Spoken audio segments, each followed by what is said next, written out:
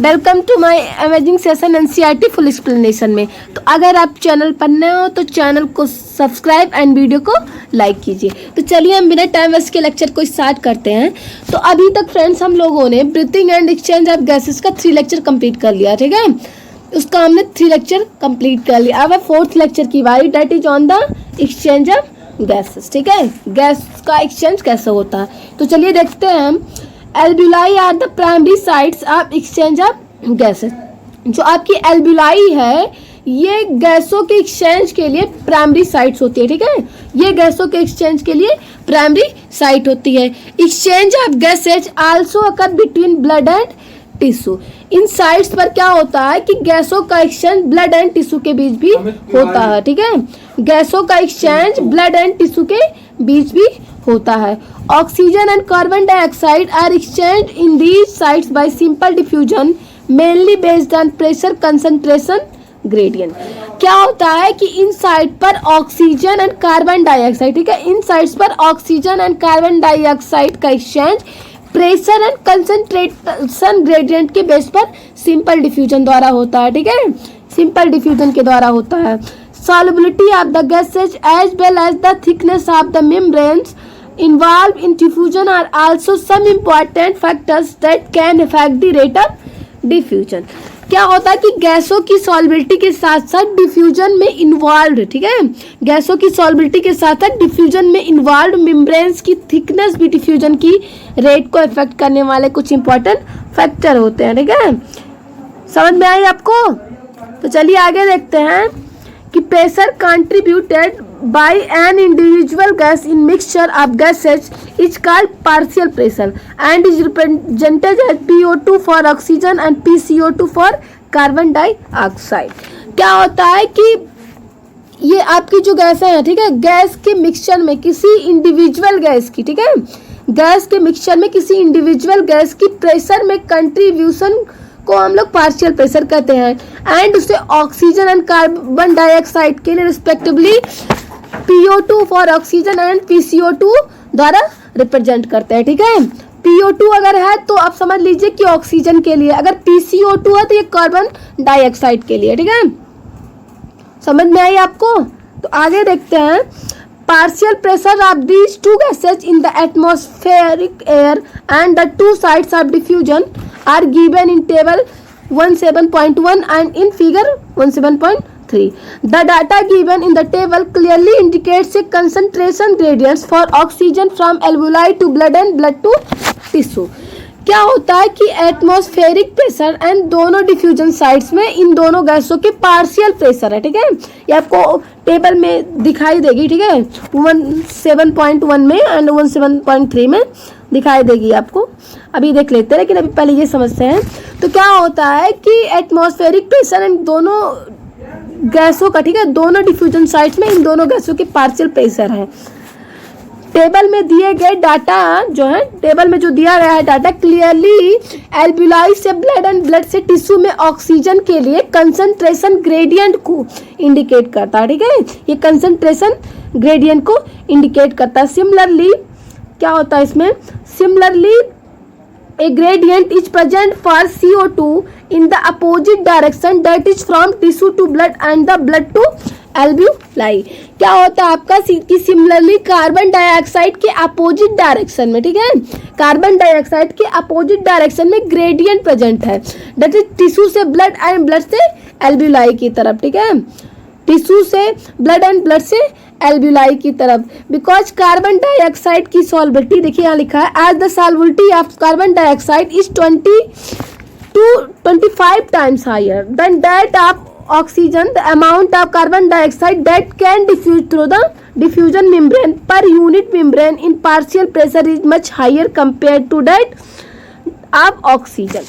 तो क्या होता है इसमें कि सिमिलरली कार्बन डाइऑक्साइड के अपोजिट डायरेक्शन में ग्रेडियंट प्रेजेंट है, डेट इज टिश्यू से ब्लड एंड ब्लड से टिश्यू। अभी मैंने आपको बताया कि ब्लड से टिश्यू से ब्लड है एंड ब्लड से एल्ब्यूलाई की तरफ है। बिकॉज कार्बन डाइऑक्साइड की सॉल्बिलिटी ऑक्सीजन की सॉल्बिलिटी से, ठीक है, कार्बन डाइऑक्साइड की सॉल्बिलिटी ऑक्सीजन की सॉल्बिलिटी से 20 से 25 गुना अधिक होती है, ठीक है।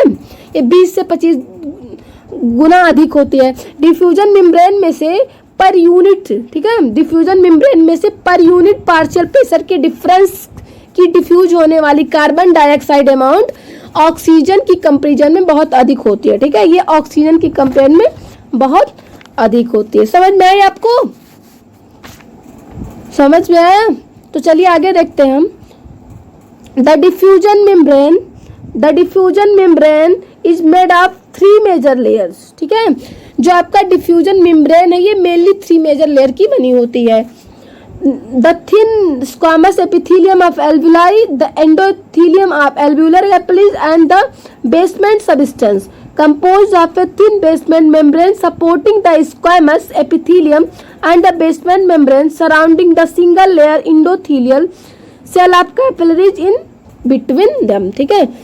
तो क्या होता है कि इसमें क्या होता है कि जो आपकी एल्वुलाई की थिन स्क्वामस एपिथेलियम है, ठीक है, इस एल्वुलाई की जो थिन स्क्वामस एपिथेलियम है वो एल्वुलर की कैपिलरीज की इंडोथीलियम एंड उनके बीच प्रेजेंट बेसमेंट सबस्टेंस, ठीक है, उनके बीच जो बेसमेंट सबस्टेंस प्रेजेंट होते हैं, बेसमेंट सबस्टेंस जो कि थिन बेसमेंट मेम्ब्रेन की बनी होती है and supporting squamous epithelium basement membrane and blood capillary की एंडोथीलियम की सिंगल लेयर द्वारा घिरी रहती है, ठीक है।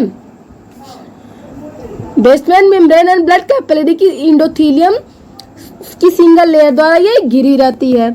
समझ में आई आपको? तो आगे देखते हैं कि however its total thickness is much less than a millimetre, therefore all the factor in our body are favourable for diffusion of oxygen for alveoli to tissue and data carbon dioxide from tissue to alveoli. क्या होता है कि फिर भी अगर ये इनकी जो सपोर्टिंग स्क्वामस एपिथेलियम है basement membrane and blood capillary की इंडोथीलियम की सिंगल लेयर द्वारा घिरी होती है, फिर भी ये, ठीक है, फिर भी इनकी टोटल थिकनेस 1 मिलीमीटर से बहुत कम होती है। इनकी टोटल थिकनेस 1 मिलीमीटर से बहुत कम होती है। इसलिए हमारी बॉडी में सभी फैक्टर जो है, ठीक है, हमारी बॉडी के जो सभी फैक्टर हैं वो सब क्या करते हैं कि ऑक्सीजन के एल्वुलाई से टिश्यू एंड कार्बन डाइऑक्साइड के टिश्यू से एल्वुलाई में डिफ्यूजन के लिए फेवरेबल है, ठीक है। वो क्या करते हैं कि ऑक्सीजन के एल्वुलाई से टिश्यू एंड कार्बन डाइऑक्साइड के टिश्यू से एल्वुलाई में डिफ्यूजन के लिए फेवरेबल है। तो चलिए हम फिगर देखते हैं, समझ में आ गया होगा आपको इतना। तो चलिए फिगर देखते हैं कि क्या दिया हुआ फिगर में। तो यहाँ पे दिया है कि partial pressure in mmHg of oxygen and carbon dioxide at different parts involve in in diffusion in comparison to those in atmosphere. तो इसमें क्या दिया हुआ है कि एटमॉस्फेयर की, ठीक है, एटमॉस्फेयर की कंपेरिजन में इन्वॉल्व डिफरेंट पार्ट्स पर ऑक्सीजन एंड कार्बन डाइऑक्साइड का पार्शियल प्रेशर, ठीक है, mmHg में, ठीक है। तो हम देखेंगे यहाँ पे जो आपका रिस्पायरेटरी गैस है ऑक्सीजन एंड कार्बन डाइऑक्साइड है, ये इसका जो 159, ठीक है, 159 ऑक्सीजन का एटमॉस्फेरिक एयर है, ठीक है, mmHg में। एल्वुलाई की बात करें इट मीन्स लंग्स में, तो ये इसका 104 है, ठीक है, 104 mmHg। ब्लड डीऑक्सीजनेटेड में करें तो इसका 40 mmHg होगा। अगर ब्लड ऑक्सीजनेटेड में बात करें तो इसका 95 mmHg होगा। टिश्यू में बात करें तो 40 mmHg है, ठीक है। अगर कार्बन डाइऑक्साइड की एटमॉस्फेरिक में mmHg देखें तो 0.3 है। एल्वुलाई में आपकी 40 है mmHg एंड ब्लड डीऑक्सीजनेटेड में 45 है, ठीक है, mmHg। ब्लड ऑक्सीजनेटेड में 40 mmHg है, टिश्यू में इसका है 45 mmHg, ठीक है। तो इसको देख लीजिएगा एक बार फिर ताकि आपको अच्छे से समझ में आ जाए, क्योंकि इसको लर्न करना पड़ेगा ना, इससे थोड़ी ना याद होगा, ये इसको लर्न करना पड़ेगा। तो आप देख लीजिएगा एक बार। तो चलिए आगे देखते हैं फिगर जो है आपका 17.3 वाला। तो इसमें क्या है फ्रेंड्स कि इसमें दिया है, इसमें क्या दिया, रुक जाइए थोड़ा छोटा करें तब बताएं आपको। इसमें दिया है कि diagrammatic representation of exchange of gases at the alveolus and the body tissue with blood and transport of oxygen and carbon dioxide.